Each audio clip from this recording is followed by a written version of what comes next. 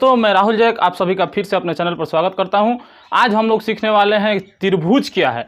त्रिभुज के बारे में वो सारी चीज़ें जो पता नहीं है आपको, सब चीज़ें जानेंगे। त्रिभुज कितने प्रकार के होते हैं, सर्वांग समता क्या है, त्रिभुज समरूप होते हैं, कौन कौन से त्रिभुज समरूप होते हैं, कौन कौन से त्रिभुज समरूप नहीं होते हैं, कौन सर्वांग सम होते हैं, कितने प्रकार हैं, ये सब वगैरह वगैरह जितना भी चीज़ें हैं, ये सारी जानकारी हम इस वीडियो के माध्यम से सीखेंगे आज। तो आइए देखते हैं त्रिभुज को इंग्लिश में ट्रायंगल कहते हैं। ठीक है, इसका परिभाषा क्या होता है कि तीन भुजाओं से घिरी बंद आकृति, तीन भुजाओं से घिरी बंद समतलीय आकृति जो एक समतल पे सरफेस पे हो, उसे क्या कहेंगे? त्रिभुज कहेंगे। एक होता है त्रिविमीय आकृति, एक होता है समतलीय आकृति। त्रिविमीय आकृति अगर त्रिभुज होगा, जैसे मान लीजिए जैसे त्रिभुज यहाँ से है, तो वो त्रिभुज हो जाएगा प्रिज्म, वो चारों तरफ से दिखेगा। समतलीय आकृति मतलब कि एक रॉड जैसा बनाया गया है किसी समतल पर, एक ड्राइंग किया गया है, ये त्रिभुज है। ठीक है, तो समतलीय आकृति को क्या कहेंगे? हम त्रिभुज कहेंगे। ठीक है, और त्रिभुज जैसे कि ये ABC है, इस तीन भुजाओं से घिरा हुआ है, इसका AC एक भुजा है, इसका AB एक भुजा है, BC एक भुजा है, इसमें भी एक भुजा है। और इसमें एक चीज़ और है, इसमें क्या क्या है? तीन कोण भी बनते हैं, इसलिए इसको क्या कहा जाता है? त्रिभुज भी कहा जाएगा और इसे त्रिकोण भी कहा जाएगा। इसे तीन भुजाओं से बनी आकृति है तो त्रिभुज है, तीन कोण भी इसमें बन रहा है तो त्रिभुज है। देखिए एक बात है कि बंद आकृति होना चाहिए। यहाँ पे एक चीज़ है समझने लगे, यहाँ पे देखिए ये बंद है, ये भी बंद है, लेकिन ये बंद नहीं है, जबकि इसमें भी तीन भुजा दिया गया है। ये मान लीजिए कि ये एक भुजा है, ये भी एक भुजा है और ये भी एक भुजा है, लेकिन ये बंद आकृति नहीं है। इसको मिलाएंगे तब ना ये त्रिभुज होगा जी। देखिए आइए अब देखते हैं कि त्रिभुज में कुछ महत्वपूर्ण चीज़ें हैं जो जानना जरूरी है। देखो, जैसे इसमें दो भुजाओं का योग तीसरी भुजा से बड़ी होती है, हमेशा ये ऑब्जेक्टिव पूछा जाता है। और दो भुजाओं का योग का अंतर, दो भुजाओं का अंतर तीसरी भुजा से छोटी होती है। आइए हम इसको देखते हैं कैसे। मान लीजिए कि ये एक त्रिभुज है जिसमें दिया गया है कि 4 सेंटीमीटर का एक भुजा है, एक 5 सेंटीमीटर का है, एक 6 सेंटीमीटर का है। तो ये बोले हैं कि इसमें क्या शर्त है कि दो भुजाओं का योग तीसरी भुजा से क्या होनी चाहिए? बड़ी होनी चाहिए। तो दो भुजाओं का योग यानी कि AB प्लस BC अगर देखें तो किससे बड़ा होना चाहिए? ये बड़ा होना चाहिए तीसरा से, यानी AC से बड़ा होना चाहिए। देखो तो यहाँ पे 6, यहाँ पे 4 है, AB 4 है और BC 6 है। 6 4 10 किया, बड़ा है ना 5 से, तो ठीक है, ये त्रिभुज बन रहा है। ऐसे एक और उदाहरण ले सकते हैं। जैसे मान लो कि कहीं उदाहरण दिया गया कि त्रिभुज बन रहा है कि नहीं। जैसे इधर 5 है 6, इधर क्या दिया गया है? इधर दे दिया गया है 10। तो इसको हम ABC कह सकते हैं। अब दो भुजाओं को जोड़ते हैं, AB और AC को, AB और AC को क्या करते हैं? जोड़ते हैं। तो 5 6 11 होगा। 11 क्या है? 10 से बड़ा है, तो ये क्या है? ये भी एक त्रिभुज है। ऐसे आपको दिया। आइए हम लोग देखते हैं कि ये सारा एग्जाम्पल जैसे आता है, एग्जाम्पल जैसे आता है क्वेश्चन आपके पास कि क्या निम्न भुजाओं से, तीन को भुजा दिया रहेगा, निम्न भुजाओं से त्रिभुज बनाया जाना संभव है? तो संभव है। तो देखिए, तो पहला एग्जाम्पल लेते हैं हम लोग। पहला एग्जाम्पल है कि 4 सेंटीमीटर, 3 सेंटीमीटर, 10 सेंटीमीटर। तो हम लोगों के पास शर्त है ना, जो शर्त अगर पूरा कर देगा तो बोलेंगे त्रिभुज है। ठीक है, तो आइए देखते हैं। 4 और 3, 4 और 3 7। 7 क्या है? 10 से बड़ा है कि नहीं है? 7 से 10 बड़ा है ना जी। तो क्या बोले हैं कि दो भुजाओं का योग तीसरी भुजा से बड़ी होनी चाहिए। यहाँ पे दो भुजाओं का योग 7 आ रहा है, ये बड़ा होना चाहिए, तो यही बड़ा हो गया है, 10 से बड़ा हो गया, 10 सेंटीमीटर। तो इससे क्या होगा? इससे त्रिभुज नहीं बनेगा, पहला कट जाता है। पहला से त्रिभुज नहीं बनाया जाना संभव नहीं है। दूसरा देखते हैं। दूसरा है 2 सेंटीमीटर, 4 सेंटीमीटर, 8 सेंटीमीटर। इससे भी ऐड करके देख लेते हैं हम। 2 सेंटीमीटर, 4 सेंटीमीटर, तो 2 सेंटीमीटर और प्लस 4 सेंटीमीटर कितना सेंटीमीटर हुआ? 8 centimetre. 8 centimetre 2 centimetre, sorry 2 centimetre और 4 सेंटीमीटर, 6 सेंटीमीटर। और तीसरी भुजा क्या है? 8 है। तो तीसरी भुजा से ये बड़ा ना होना चाहिए, लेकिन ये क्या है? तीसरी भुजा खुद बड़ी हो गई है, तो इसका मतलब इससे भी त्रिभुज बनाना संभव नहीं है। ये भी त्रिभुज इससे भी बन नहीं सकता है। ठीक है, अब देखते हैं 3 नंबर एग्जाम्पल। 3 नंबर एग्जाम्पल क्या है? 5 और 3 और 2, 5 सेंटीमीटर, 3 सेंटीमीटर, 2 सेंटीमीटर। तो 5 सेंटीमीटर 3 सेंटीमीटर को जोड़ कर देखते हैं तो थोड़ा 5 3 8। तीसरी भुजा क्या है? तीसरी भुजा है 2 से देखो तो ये बड़ा है कि नहीं है? बड़ा है ना।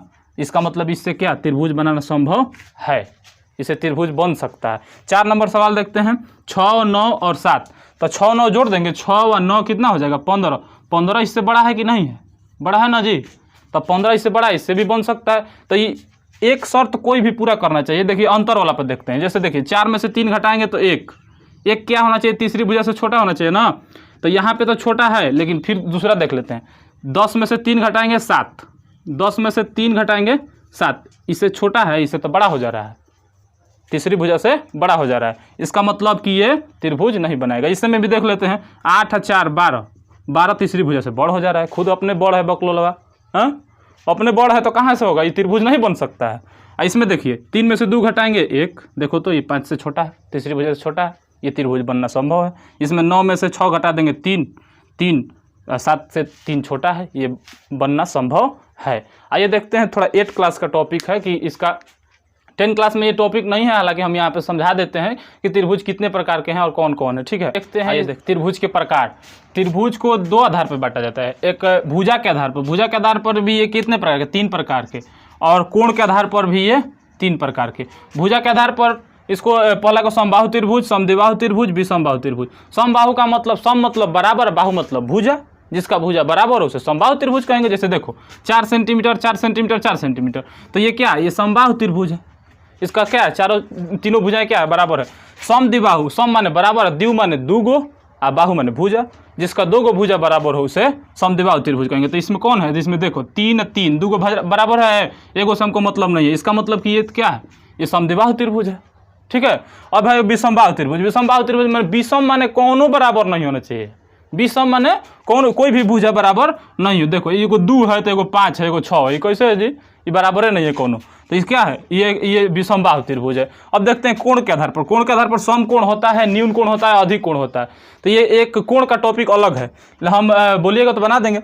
समकोण मतलब 90 डिग्री, जो एकदम सीधा खड़ा हो, ऐसे एकदम टाइट, ठीक है, सीधा समकोण। जैसे देखो यहाँ पे इसका क्या है, एकदम स्ट्रेट लाइन में खड़ा है 90 डिग्री, तो समकोण त्रिभुज मतलब कि जिसमें एक कोण क्या हो, 90 डिग्री का हो, ये समकोण त्रिभुज कहलाएगा ना। न्यून कोण मतलब कि जो 90 डिग्री से छोटा हो, जिसका कोण 90 डिग्री से छोटा हो। तो 90 डिग्री से छोटा देखो तो है, देखो तो जैसे कि ये क्या है, 90 डिग्री तो सीधा न होला, ये झुका है, झुक गया है ना जी, तो झुक गया, इसका मतलब ये 30 डिग्री 60 डिग्री के लगभग है। हम मान के चलते हैं कि 60 डिग्री है, तो इस क्या है, ये न्यून कोण कहलाएगा।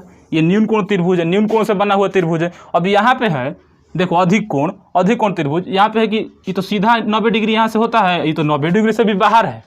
इसका मतलब कि 90 डिग्री से अधिक वाला को अधिक कोण कहते हैं, 90 डिग्री से जिसका ज़्यादा हो, तो 90 डिग्री से ज़्यादा है तो ये क्या है, ये एक अधिक कोण होगा। अब आइए समझते हैं कि सर्वांग समता क्या है और समरूपता क्या है, यही टॉपिक है 10th क्लास का। ठीक है, सर्वांग सम और समरूपता क्या है। ठीक है, सर्वांग समता और समरूपता के बारे में पढ़ेंगे। सर्वांग समता मतलब कॉन्ग्रेंट, और पहले सर्वांग समता के बारे में पढ़ते हैं। कॉन्ग्रेंसी, कॉन्ग्रेंसी क्या है, वैसी दो ज्यामितीय आकृतियाँ जिनका आकार मतलब रूप, जिनका आकार और माप मतलब कितना सेंटीमीटर का है, अगर दोनों समान है तो सर्वांग सम आकृति कहलाएगी। मतलब कि वैसी दो ज्यामितीय आकृतियाँ जिनका आकार और माप दोनों समान हो, वो सर्वांग सम आकृतियाँ कहलाएगी। ठीक है, जैसे मान लीजिए एग्जाम्पल के तौर पे लेते हैं, जिनका आकार और समान, इनका एक है जो सर्वांग सम, ये परिभाषा इसी से निकल जाता है। सर्व मतलब सभी, अंग समान, सम मतलब बराबर होता है, सर्वांग सम उसी में है। तो सर्व मतलब सभी जिसका अंग समान हो उसे सर्वांग सम कहेंगे ना जी। तो सर्वांग सम के अगर उदाहरण लेंगे हम, तो जैसे अपना एक उदाहरण हो जाएगा हथेली। ये हथेली और ये हथेली एक दूसरे के सर्वांग सम है। कैसे, तो सर्वांग सम का एक और शर्त है, वैसी दो आकृतियाँ जो एक दूसरे को पूरा तरह से ढक ले, पूरी ढक ले, यानी कि समपाती हो, वो सर्वांग सम कहलाएंगे। जैसे ये हथेली और ये हथेली एक दूसरे पर ढक लेता है। देखो तो उधर से दिख रहा है कि कौन इधर वाला है, एक ही ना दिख रहा है, तो ये क्या है, सर्वांग सम है। मतलब कि दोनों ही एक दूसरे को पूरा तरह ढक लेता है। जैसे 2 किताब है मेरे पास, जैसे कि ये एक आयताकार है, ये क्योंकि बड़ा है, 2 भुजाएं बड़ी है 2 भुजाएं छोटी है, तो ये आयताकार है, लंबाई चौड़ाई दिया, तो ये दोनों सर्वांग सम है। देखो एक पे रखते हैं ना, एक पर रखेंगे तो देखो पूरा ढक लेता है ना जी, ये दिख रहा है, पूरा ढक लेता है, पता नहीं चल रहा है कि कौन कौन किताब है। तो ये सर्वांग सम है, एक दूसरे की सर्वांग सम है। और सर्वांग सम आकृतियाँ का संगत भाग बराबर होते हैं। जैसे देखो इसका संगत भाग बराबर, और ये वाला इसका ये वाला का बराबर होगा, तो इसका संगतिया है ना, तो हई संगतिया बराबर है ना, इसका मतलब हई वाला नहीं बराबर हो जाएगा, तो संगत भाग इसका बराबर होगा। ठीक है, इसका संगत कोण भी बराबर होगा। तो संगत मतलब कि ओकर ला संगतिया जो ओकर से सेट करे ना, ओकरा संगे। तो वही बात है। तो सर्वांग के लिए आइए हम फिगर में देखते हैं, ठीक है। तो जैसे कि ये एक त्रिभुज है, ये भी एक त्रिभुज, ज्यामितीय आकृति है, ये सब ज्यामितीय आकृति है, वर्ग, आयत, वृत्त, जितना भी सब कोण है सब ये ज्यामितीय आकृतियाँ है। तो जिसमें से हमको त्रिभुज पढ़ना है, मान लेते हैं कि ये है तुम्हारा 3 सेंटीमीटर का, ये है 3 सेंटीमीटर का, ये भी 3 सेंटीमीटर का, मतलब मान लेते हैं कि ये क्या है, समबाहु त्रिभुज ना, मान लेते हैं कि ये क्या है, समबाहु त्रिभुज है। ये 3 सेंटीमीटर का दोनों है, तो दोनों सर्वांग सम होगा। क्यों? क्योंकि ये इसकी तीनों भुजाएं बराबर है ना, तीनों भुजाएं बराबर है। इसका मतलब कि ये त्रिभुज अगर इस पे रखते हैं तो ये एक दूसरे को पूरी तरह से ढक लेंगे, इसका मतलब कि ये सर्वांग सम है। और सर्वांग सम का चिन्ह होता है एक बराबर और एक इधर से पानी चला दो ना जी, नदी बहा दो, हो जाएगा, दोल्हापाती करा दो, उसे हो जाएगा ये सर्वांग सम। और ये देखिए, ये भी 2 सेंटीमीटर वृत्त है, ये भी 2 सेंटीमीटर, ये भी 2 सेंटीमीटर, तो ये भी क्या है, एक दूसरे से सर्वांग सम है। क्योंकि ये 2 सेंटीमीटर अगर इस पे 2 सेंटीमीटर वाला पे रखते हैं तो पूरा ढक लेगा। अब ये 60 एक कोण है, कोण एक 60 डिग्री का है, एक 30 डिग्री का है। 30 डिग्री वाला उसी के जैसा लगता है, 30 डिग्री वाला ऐसे होगा, 30 डिग्री वाला तो 30 डिग्री वाला, तो ये दोनों सर्वांग सम नहीं है। क्यों? क्योंकि ये एक दूसरे पर रखने पर ये ढकेंगे नहीं। अब ये 2 वर्ग है, वर्ग का एक दे देते हैं हम कि 2 सेंटीमीटर का है, ये भी 2 सेंटीमीटर का है, तो ये दोनों सर्वांग सम होके आपस में, क्योंकि इनका दोनों का भुजाएं बराबर है, ये एक दूसरे को आपस में आराम से ढक सकते हैं, ठीक है। तो ये सर्वांग सम का उदाहरण है। अब चलते हैं समरूपता की ओर। समरूपता को इंग्लिश में सिमिलर कहते हैं।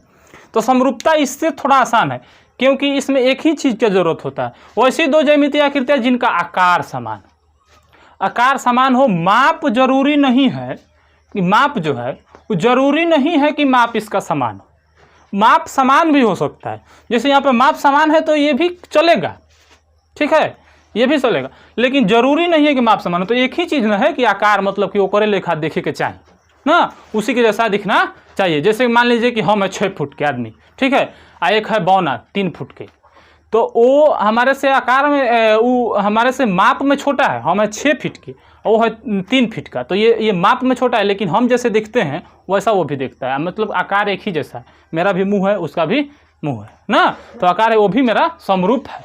मेरा समरूप बंदर नहीं होगा, क्योंकि बंदर वो दूसरे तरह दिखता है, हम लोग दूसरे तरह दिखते हैं, भैंस नहीं होगी हमारे समरूप, तो ये समरूप नहीं होंगे। यानी कि त्रिभुज जो है वृत्त के समरूप कभी नहीं होगा, क्योंकि इसका रूप दूसरा है, इसका रूप दूसरा है, इसके पास 3 कोण है, इसके पास कोण नहीं है। ये वर्ग और त्रिभुज और वर्ग ये समरूप नहीं होंगे, क्योंकि इसके पास 4 भुजाएं हैं, इसके पास 3 भुजाएं हैं, तो ये भी समरूप नहीं होंगे। समरूप होंगे एक जैसा आकृति, एक जैसी आकृति जिसके आकार बराबर, मतलब कि त्रिभुज है तो त्रिभुजे के समरूप होगा ना। तो आइए देखते हैं एग्जाम्पल के अनुसार।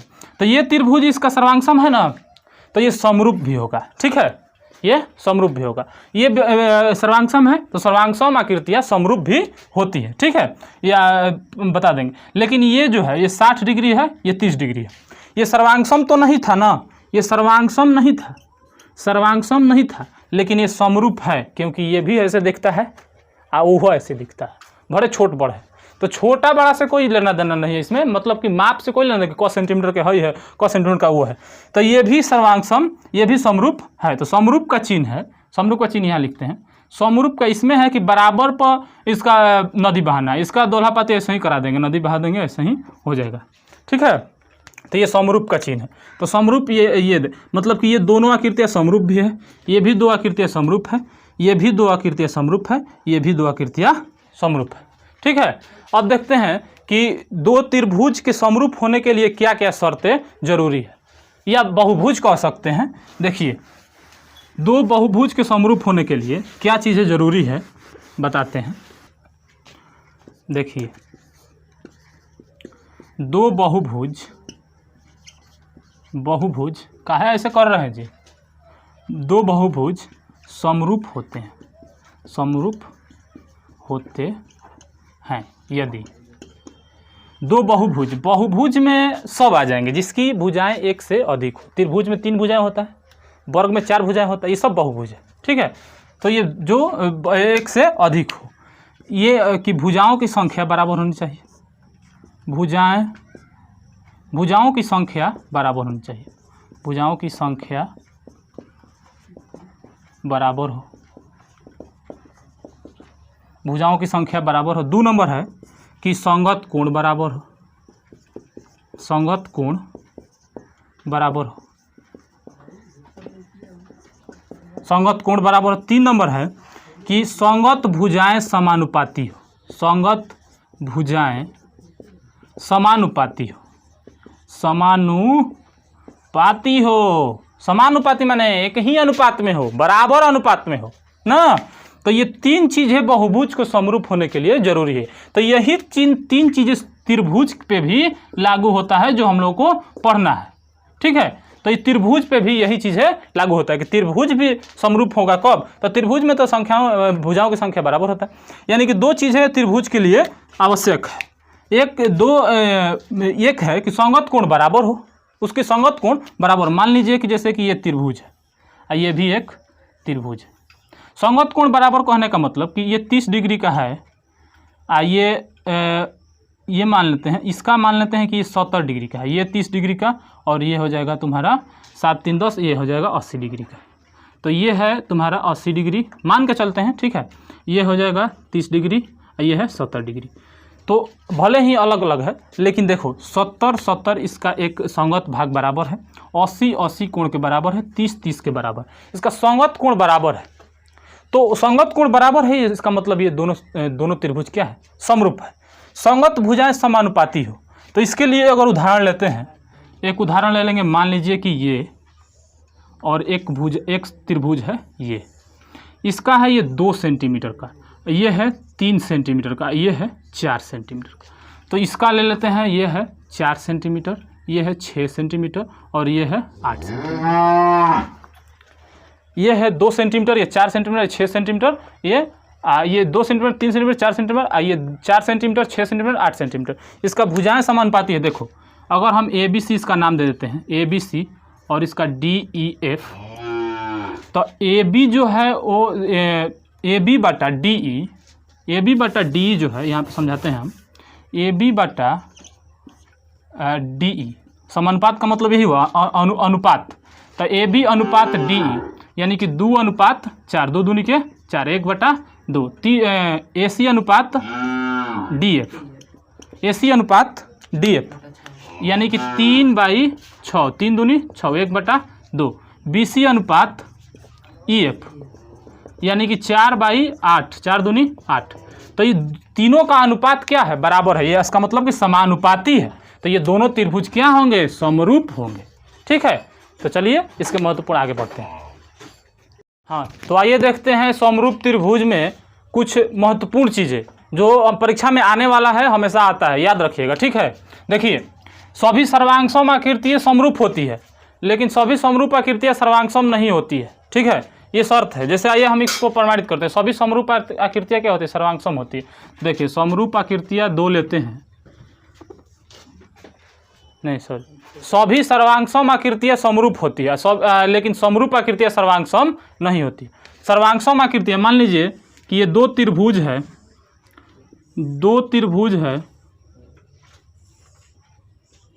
जिसमें मान लीजिए ये 2 सेंटीमीटर, ये 3 सेंटीमीटर, ये 5 सेंटीमीटर, ये भी है तुम्हारा 2 सेंटीमीटर, ये 3 सेंटीमीटर, ये 5 सेंटीमीटर। तो ये सर्वांगसम है। क्यों? क्योंकि इसकी संगत भुजाएं बराबर है ना, साइड से ये सर्वांगसम है, ये एक दूसरे को ढक लेंगी ना। थोड़ा सा बड़ा हो गया है, लेकिन ये सर्वांगसम है। अब ये समरूप नहीं हो, ये समरूप भी होगा, ये सर्वांगसम है और ये समरूप भी होगा। क्यों? क्योंकि ये इसका 2 अनुपात करेंगे तो अनुपात भी क्या होगा, बराबर होगा। 2:2 1, 3:3 1, 5:5 1, तीनों का क्या होगा, अनुपात बराबर होगा। मतलब कि जिनकी संगत भुजाएं के अनुपात बराबर हो, समरूप होते हैं। तो ये दोनों आकृतियाँ समरूप होंगी। अब एक देखते हैं एक और आकृति बड़ा करके। ये आकृति एक त्रिभुज, इसका है ये 4 सेंटीमीटर का, ये है 6 सेंटीमीटर और ये है 10 सेंटीमीटर। अब देखिए, अब ये इस त्रिभुज का, ये त्रिभुज जो है बनाया है, ये समरूप है। क्यों? क्योंकि इसका अनुपात बराबर, देखिए 2:4 1/2, 3:6 1/2, 3 दूनी 6, 5:10, 5 दूनी 10 1/2। मतलब कि तीनों भुजाओं का अनुपात ये दोनों त्रिभुज का क्या है, बराबर है। तो ये समरूप है, लेकिन ये दोनों क्या है, ये दोनों सर्वांगसम नहीं होगा। अगर इस पे रखते हैं तो ये बड़ा हो जाएगा ना। और सर्वांग में होता है कि एक पर रखने पर समझ में नहीं आए कि दूसरी आकृति का है ना, तो ये सर्वांग नहीं होगा। अब आइए देखते हैं 2 नंबर। तो 2 नंबर है कि 2 वृत्त हमेशा समरूप होते हैं। ये भी याद करने वाला चीज़ है, हमेशा याद रखना, ठीक है। जैसे देखिए 2 वृत्त हमेशा समरूप होते हैं, कोई भी वृत्त हमेशा समरूप होगा। जैसे कि मान लीजिए कि ये छोटा वृत्त, ये एक और बड़ा वृत्त, ये एक और बड़ा वृत्त, तो ये वृत्त भी समरूप है और ये वृत्त भी समरूप है। ये मायने नहीं रखता कि कितना सेंटीमीटर का त्रिज्या है, इसमें कितना सेंटीमीटर का त्रिज्या है, ये मायने नहीं रखता, ठीक है। केवल आकार बराबर होना चाहिए, केवल आकार बराबर होना चाहिए। अब आते हैं 2 समबाहु त्रिभुज हमेशा समरूप होते हैं। 2 समबाहु त्रिभुज हमेशा समरूप होते हैं। जैसे समबाहु त्रिभुज जिसका भुजाएं आपस में बराबर हो, यही ना जी, सब भुजाएं बराबर हो, यानी कि अगर ये 2 सेंटीमीटर तो ये भी 2 सेंटीमीटर और ये भी 2 सेंटीमीटर। एक और एक और समबाहु त्रिभुज लेते हैं जिसकी मान लीजिए 5 सेंटीमीटर, ये 5 सेंटीमीटर, ये 5 सेंटीमीटर, तो ये दोनों आकृतियाँ क्या होंगी? समरूप होंगी। क्यों? तो समरूप होने का क्या शर्त है कि इनकी भुजाएं अनुपात में होनी चाहिए, एक ही अनुपात में होनी चाहिए। तो 2:5, 2/5, 2:5, 2/5, ये सारे क्या है? एक ही अनुपात में है, इसलिए ये क्या होंगे? ये समरूप होंगे ना जी, ये समरूप होंगे। और ये दूसरा है आगे नेक्स्ट कि 2 वर्ग भी हमेशा इसी की तरह हमेशा समरूप होते हैं, क्योंकि वर्ग में भी क्या होता है? एक ही भुजा होता है। ये 2 सेंटीमीटर का है, अगला ये अगर मान लीजिए कि 4 सेंटीमीटर का है, तो ये क्या होगा? ये समरूप होगा, क्योंकि 2/4 2 और ये भी 2 होगा, तो 2/4 ये भी 2, तो इसका भी भुजाएं एक ही अनुपात में है, तो ये भी समरूप होगा। तो ये 4 चीज़ें हैं जो याद रखने वाला है, हमेशा ये एग्जाम में पूछे जाते हैं, ठीक है। 2 वृत्त हमेशा समरूप होते हैं, 2 समबाहु त्रिभुज हमेशा, और 2 वर्ग भी हमेशा समरूप होते हैं। अब ये देखते हैं कि 2 त्रिभुज के लिए सर्वांग समता के शर्त क्या है और समरूपता के शर्त क्या है, ठीक है। सर्वांग समता का शर्त है एंगल साइड एंगल, पहला शर्त, जिसकी 2 कोण बराबर हो और एक भुजा बराबर हो, वो क्या होगा? सर्वांग सम होगा। दूसरा है कि साइड एंगल साइड, मतलब 2 भुजाएं बराबर हो और एक कोण बराबर हो, तो भी ये क्या होगा? सर्वांग सम होगा। तीसरा है साइड साइड साइड, ये मतलब कि जिसकी तीनों भुजाएं बराबर हो, वो क्या होगा? वो भी सर्वांग सम होगा। RHS मतलब कि RHS एक होता है जिसमें समकोण से संबंधित है, जिसमें एक कोण 90 डिग्री का हो और एक कोण और एक अन्य भुजा बराबर हो, तो वो भी सर्वांग सम होगा। ये मतलब कि साइड एंगल साइड के अंतर्गत आता है। जैसे मान लीजिए कि इसकी 2 भुजाएं और एक कोण, एगो 90 डिग्री, एगो कोण, एगो लंब आधार में से, तो हो गया ना 2 भुजा, तो ये भी साइड एंगल साइड के अंतर्गत आता है, लेकिन इसको एक अलग RHS नियम दिया गया है ना। तो ये सर्वांग सम के लिए। समरूपता में है एंगल एंगल एंगल, जिसकी तीनों संगत कोण क्या हो? बराबर हो, वो क्या होगा? समरूप होगा। और जिनकी तीनों संगत भुजाएं अनुपात में हो, वो भी बराबर होगा।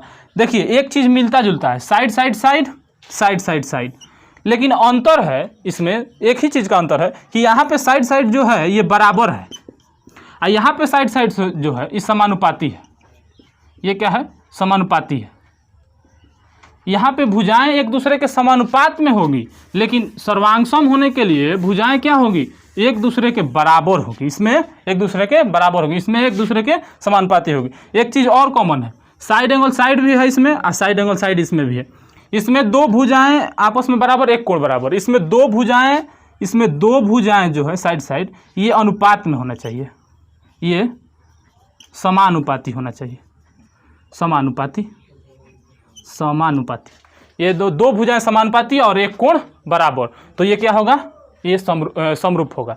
अब ये इसमें क्या है कि इसमें 2 भुजाएं बराबर और एक कोण बराबर, ठीक है। अब देखते हैं, देखिए त्रिभुज में 2-3 चीज़ें जरूरी है याद रखना। एक 4 नोट में लिखवाएं, 4 नंबर, और एक है थेल्स पर में, एक पाइथागोरस पर में, दोनों सिद्ध करा देंगे हम नेक्स्ट वीडियो में, ठीक है। और एक है जब 2 समरूप त्रिभुजों का अनुपात उनके संगत भुजाओं के वर्गों के योग बराबर होते हैं, वर्गों के बराबर होते हैं।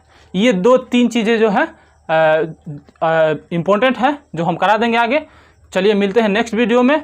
आप लोगों का वीडियो देखने के लिए बहुत बहुत धन्यवाद, और ऐसे ही हम वीडियो बनाते रहेंगे। आप लोग सीखते रहिए नया नया चीज़।